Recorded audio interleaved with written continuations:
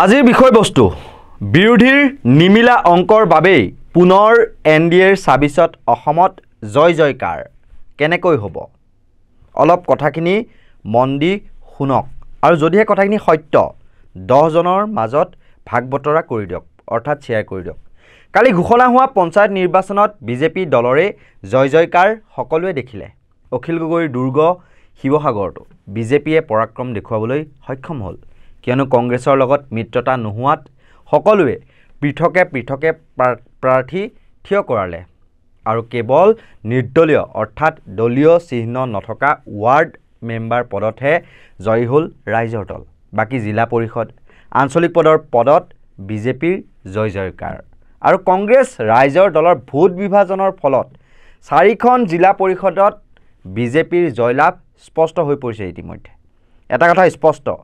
ৰাইজ বিজেপিৰ শাসনত অতিষ্ঠ হলেও বিৰোধী শিবিৰৰ বিভাজনৰ ফলতে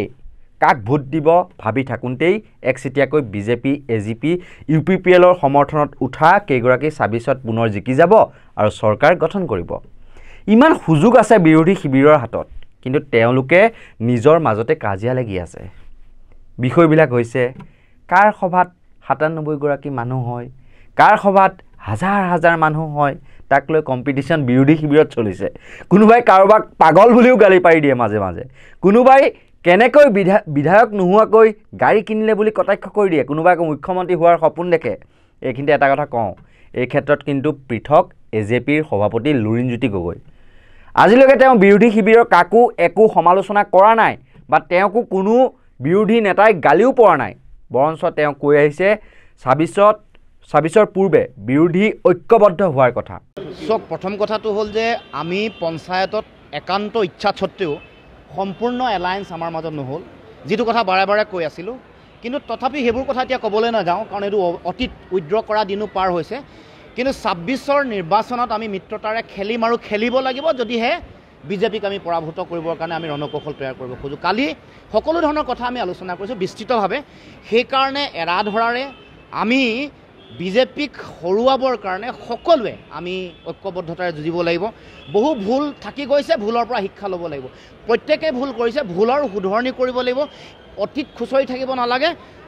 পঞ্চায়ত নিৰ্বাচন হোৱাৰ পাছতেই পঞ্চায়ত নিৰ্বাচনো যেনেকৈ পাৰি ৰণকৌশল বিৰোধীৰ প্ৰাৰ্থীসকলক জিকাবৰ কাৰণে ৰণকৌশল তৈয়াৰ কৰিব লাগিব মানে মই সেইকাৰণে আজি এটাই কথা ক'ব খোজোঁ যে ২৬ৰ নিৰ্বাচনত ঐক্যবদ্ধতাৰে যুঁজিম আৰু যুঁজিব লাগিব সেইটোতো আপোনালোকে সকলোৱে জানে আমি যথেষ্ট চেষ্টা কৰিছিলোঁ বহুত জেগাত হৈছে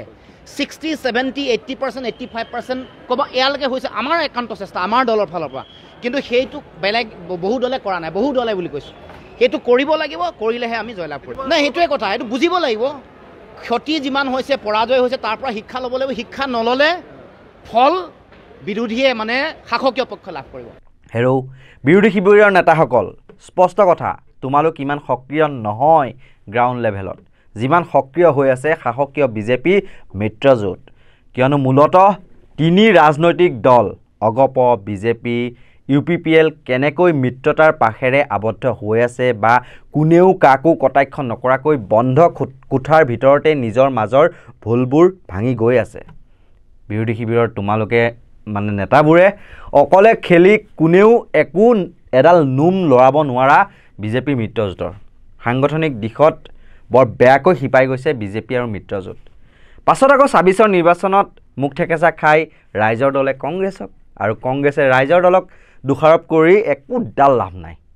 হৰাৰ পাছত কোনোবাই হিমন্ত বিশ্বৰ পৰা কোটিৰ ঘৰত টকা খাই বিৰোধী শিবিৰৰ মাজত ভোট বিভাজন কৰি বিজেপিক জয়ী কৰালে বুলি গালি পাৰিও লাভ নাই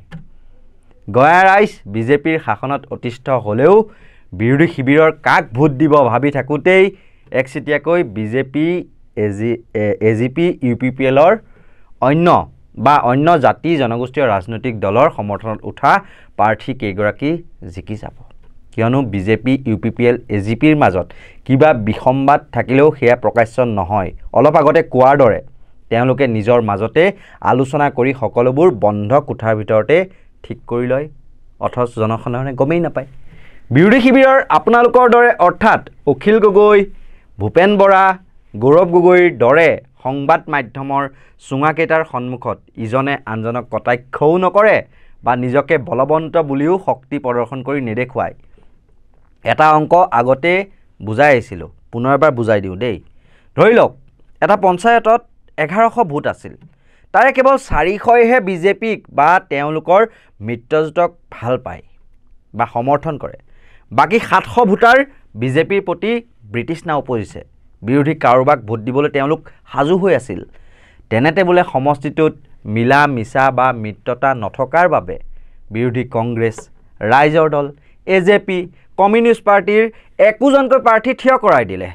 সকলো বিৰোধী শিবিৰৰ প্ৰাৰ্থীয়েই বিজেপিৰ জনবিৰোধী নীতিৰ বিৰুদ্ধে প্ৰচাৰ চলালে আৰু নিজক ভোট দিবলৈ প্ৰত্যেকগৰাকী প্ৰাৰ্থীয়ে ধৰি লওক অনুৰোধ জনালে বিৰোধী প্ৰাৰ্থীসকলক বাৰু নিজৰ পছন্দ অনুযায়ী পঞ্চায়তটোত ভোটাৰসকলে ভোট দিলেই কিন্তু সেই 700 ভোটৰ ধৰি লওক কংগ্ৰেছে পালে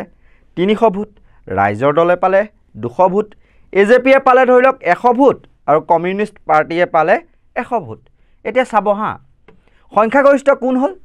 এনডিএ অৰ্থাৎ বিজেপি ইউপিপিএল এজিপিৰ সমৰ্থন প্ৰাৰ্থীগৰাকী তাৰমানে জয়ী হ'ব কাৰণ তেওঁলোকৰ মাজত অমিল নাই বা বিভাজন নাই বাবে তেওঁলোকে একচিটিয়াকৈ লাভ কৰিলে 400 ভোট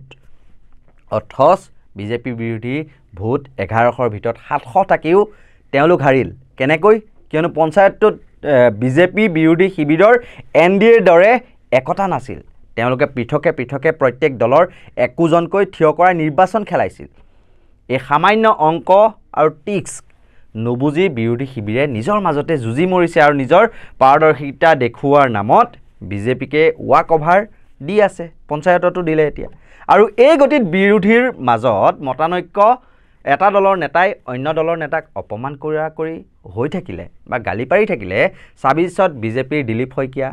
এজিপিৰ অতুল বৰা ইউপিপিএলৰ প্ৰমোদ বড়োৰ মনৰ মিলৰ বাবে বা একতাৰ বাবে পুনৰ অসমত অধিষ্ঠিত হ'ব এনডিএ চৰকাৰ আৰু পাছত বিৰোধী শিবিৰৰ নেতাই নিজৰ মাজত খোৱা কামোৰা কৰি যুঁজ লাগি অৱশেষত ভাগৰুৱা হৈ ৰণৰ সময়ত পথাৰত লগা বনগুটিবোৰ গুচাব আৰু দুখ ঠেলিব ইভিএম বা ইজনে আনজললৈ সময় থাকোঁতে কথাবোৰ দকৈ চিন্তা কৰক ভূপেন বৰা অখিল গগৈ গৌৰৱ গগৈ লুৰিণজ্যোতি গগৈ ডাঙৰীয়া অন্যথা 26ত পুনৰ বিৰোধী আসনত বহিবলৈ সাজু থাকক আপোনালোকে এনেকুৱা ধৰণৰ সত্য নিৰপেক্ষ যিসমূহ বিশ্লেষণ তাৰ বাবে আপোনালোকে চাই থাকিব নৰ্থ ইষ্ট নাও আৰু ইয়াৰ লগে লগে মই কল্পজ্যোতি শইকীয়াই বিদায় লৈছোঁ ধন্যবাদ